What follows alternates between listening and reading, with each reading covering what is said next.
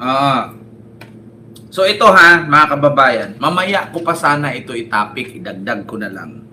Ah, alam niyo ba, mga kababayan, ito ang ipakita ko sa inyo, mga DDS, kasi lagi niyong sinisigaw, 2028, maghintay kayo maging presidente si Sara. Ito ha, pakita ko sa inyo. Ang akala siguro ng mga DDS ay ligtas na si Sara sa Senate trial, sa impeachment niya sa Senado. Kasi 13 daw ang bumoto para hindi siya ma-impeach at si Cayetano na daw ang tawag dito, Senate President. Kakamali po kayo, mga DDS. Huwag tanga ha, huwag tanga.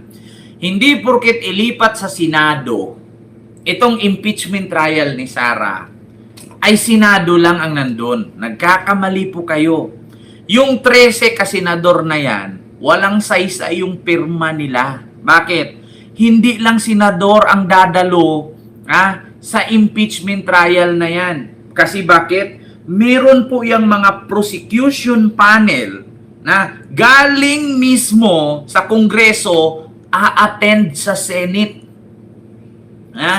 Ito paalala ko mga DDS na bobo. Hindi porkit sa Senado na gaganapin ang impeachment trial ay mga senador lang ang uupo dyan at magsuot ng mga pulang toga. Yung mga pulang damit na para silang mga estudyante sa Harry Potter. Naalala nyo mga kababayan? Hindi po senador lang. Meron pong mga tinatawag na prosecution panel sa impeachment na hahalo dyan. Hindi lang senador ang nandyan. Mayroong mga prosecution panel sa likod. Kaya kung pipirma na 13 na hindi ma-impeach si Sara, pipirma din ang prosecution panel. Magkakagulo sila dyan. So ngayon, eto ipakita ko sa inyo mga DDS. Huwag tanga Huwag tanga. Ito, pakinggan ninyo. Mga DDS. May ads lang para malaman ninyo. Pag i-trial pa yan, akala namin senador lang. Pag i-trial yan, akala nyo senador lang? Hindi. Hindi lang senador, mga kababayan, ang nasa impeachment trial sa Senado. Nandoon din ang prosecution panel na galing sa Kongreso. Na mga veterano at mga trial lawyer. Eto, pakinggan nyo sa balita. 2 members yan. Merong Kongreso, merong Senado na mag-impeachment trial kay Sara. Huwag tanga, mga DDS. Napili na ang mga miyembro ng prosecution panel sa impeachment trial ni Vice President Sara Duterte. Kilalanin natin ang ilan pa sa kanila sa part 2 na... Ito mga kababayan, alam nyo ba kung sino-sino ang dadalo dyan sa impeachment trial ni Sara sa Senado? Ito po, pangalanan ko baka sasakit na ng ulo nyo. Jinky Luistro. Sir Roger Mabait, maraming salamat po sir. Sa yung super chat. Thank you so much po, sir. Ito una, si Jinky Luistro. Pangalawa, si Jewel Chua. Pangatlo, si Laila de Lima. Pang-apat, si Terry Ridon. Panglima, si Chel Jokno. Pang-anim, si Isabel Zamora. Pang-pito, si Lordan Swan. Pang-walo, si Jonathan Kit Flores. Pang-siyam, si Representative Lawrence Defensor. Pang-sampo, si Rog Gutierrez. At pang-11, si Kaka Bagaw.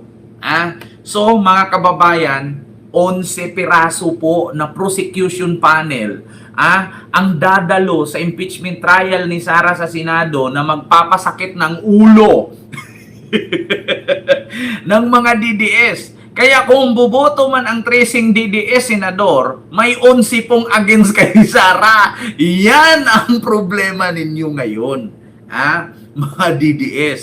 Kung merong 12 boboto or 13, may 11 na nag-impeach kay Sara sa Kongreso. Tandaan nyo yan. Kaya ang masabi ng mga DDS, yes, ligtas na si Sara. Kasi si Alan Cayetano ang Senate President. Hindi na siya ma-impeach. Tang inumin nyo, haluan yung asin para medyo alat-alat, para lasang salted juice. Nandyan po, mga kababayan, ang 11 prosecution panel ng Kongreso. Hindi yan papayag, magkakagulo yan sila dyan. Kasi bakit? Halos lahat ng mga prosecution panel galing sa Kongreso, mga abogado yan. Yung mga senador dyan, nahahawak ng trial ni Sara, iilan lang ang senador dyan. Halos lahat dyan walang alam sa batas. Iilan lang ang may alam sa batas dyan. Kaya hindi pa rin si Sara ligtas. Nandyan pa si Lorna Capunan, nandun pa si Miel Santa Maria. Sabi ko nga sa inyo mga kababayan, hindi si Sara liligtas dyan. Kasi bakit? Halos mga trial lawyer ang dadalo. Yung mga senador na nandyan, si Aimee, di naman senador. Si Robin, di senador. Si Bongo, si Aimee, hindi naman yan abogado. Si Robin, hindi naman abogado. Si Bongo, hindi rin. Si Marcoleta, low IQ. Sino pa? Si Lito Lapid, hindi rin. Si Jinggoy, hindi rin. Sino pa? Si Lacson, hindi rin. Si Soto, hindi rin. Sino mga abogado lang dyan? Halo 4-5 lang yata. Si Ontiveros, hindi rin. Si Bam Aquino, pagkakalam ko, hindi rin. Si Kiko Pangilinan yan, abogado yan. Si Subiri, hindi rin. Halos lahat ng senador dyan, 5 lang yata abogado dyan. 3, 4. Di ba? Kaya ang masabi ko dyan, hindi talaga ligtas si Sara dyan. Kasi bakit? Yung mga senador na uupong hukom dyan, magtatanong-tanong yan, ano ba ibig sabihin nun? Lalo na si Robin, pag about na sa article ang usapan, paano ba yun? Paano ba yan? Ano yun? Ano yan? Ano yun? Kain na lang mani. Yeah? Si Pia Cayetano at si ano lang, Kiko. Lawyer ba si Jinggoy? Yan ang isipin ninyo, mga DDS. Tapos sisigaw-sigaw kayo. Sisigaw-sigaw kayo na Sara Duterte sa 2028. Potang inang yan. Mag-isip-isip nga kayo. Tigil-tigilan nyo yung mga kahibangan ninyo, mga hayop kayo. Akala siguro nila hahayaan lang doon. May mga prosecution panel na dadalo dyan. Palibasa kasi hindi nyo naabutan yung tawag dito, impeachment trial kasi nga nasa baog pa kayo ng bayag ng tatay ninyo, mga DDS. Kasi 2016 lang naman kayo nabuo.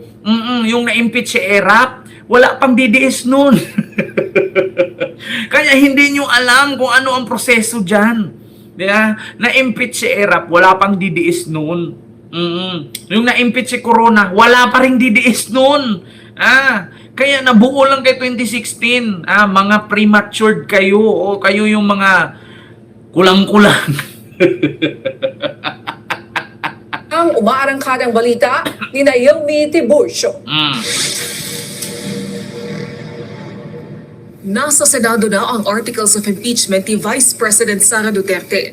At sa kabila ng gulo sa Senado kagabi, handang-handa na ang tatayong prosecution team mula sa Kamara. Kung kahapon ay nakilala na natin ang ibang mga miyembro ng prosecution team. Ngayon, narito pa ang ilang mga mambabatas sa tatayong impeachment prosecutors sa reklamo kay Vice President Sara Duterte. Ayan. Si Manila Representative Joel Hadlang. ang tagapangulo ng House Committee on Good Government and Public Accountability. Isang 4-term councilor sa Maynila at isa sa nanguna sa investigasyon sa OVP at DepEd sa Kamara. Lagi pong mananaig ang nakalagay po sa ating saligang batas. Ayan na, batas ang usapan. Hindi naman po tayo nagsabpina Hindi para alam sa ni isang Robin selyadong box. Ang sinasabpina po na itong committing to ay yung ITR o yung nilalaman po netong box. So, ayan na. Habang si Representative Terry Ridon naman, Ayan pa. ang chairperson ng House Committee on Accounts, convener ng Lawyer isang din. policy think tank, dating kabataan party list congressman at dating chairperson ng Presidential Commission for the Urban Poor. Ang nakalagay sa SALN Patay. for 2024, 88.5 million pesos lamang po. On those 2 pieces of evidence and reports pa lamang po, mga kaibigan, sapat-sapat na sobra-sobra pa ho ito pong finding of probable cause. Ayan na.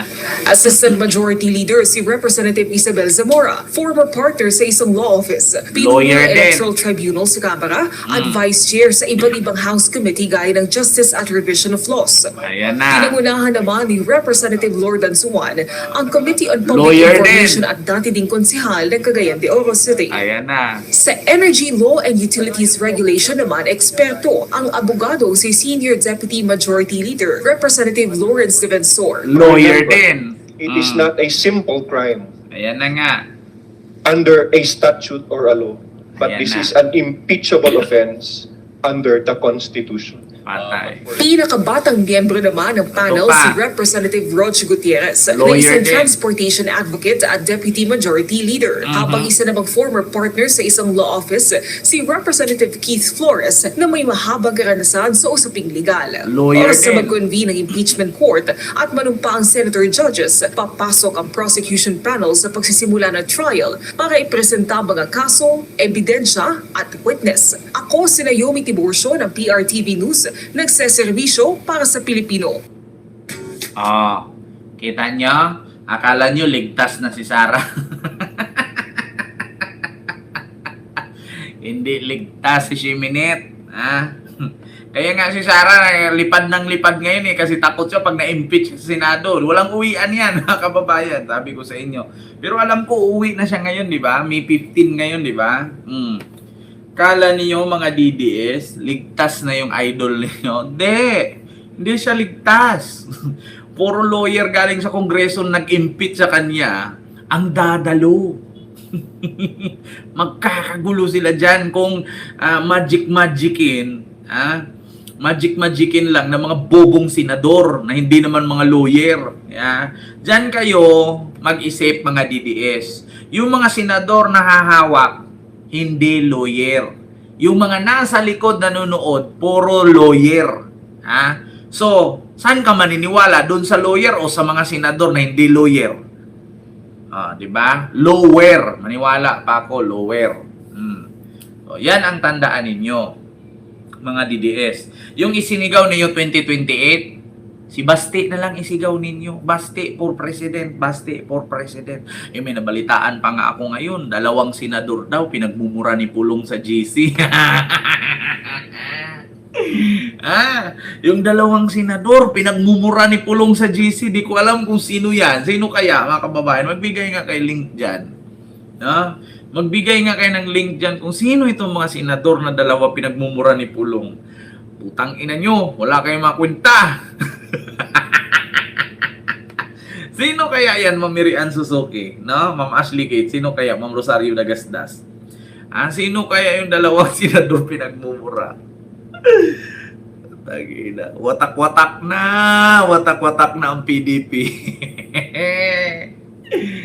Ay, nako. So, yun lang mga kababayan, no? Hindi ko na masyadong habaan at meron pa naman tayong sunod, no? Maya-maya lang konti. So, maraming salamat sa 6,000 live viewers natin. Mga kababayan, like po kayo. Paabutin nyo po ng 2,000 like. Ayan. No, mga kababayan, like po tayo, no? 6,000 plus po tayo dyan, no? Yung like natin, napakaunti lang. No? Pakipindot mga kababayan. Mamaya po, meron po tayong pag-uusapan ulit. Nako, mas matindi to mamaya. Mga kababayan, ayun, nag 2,000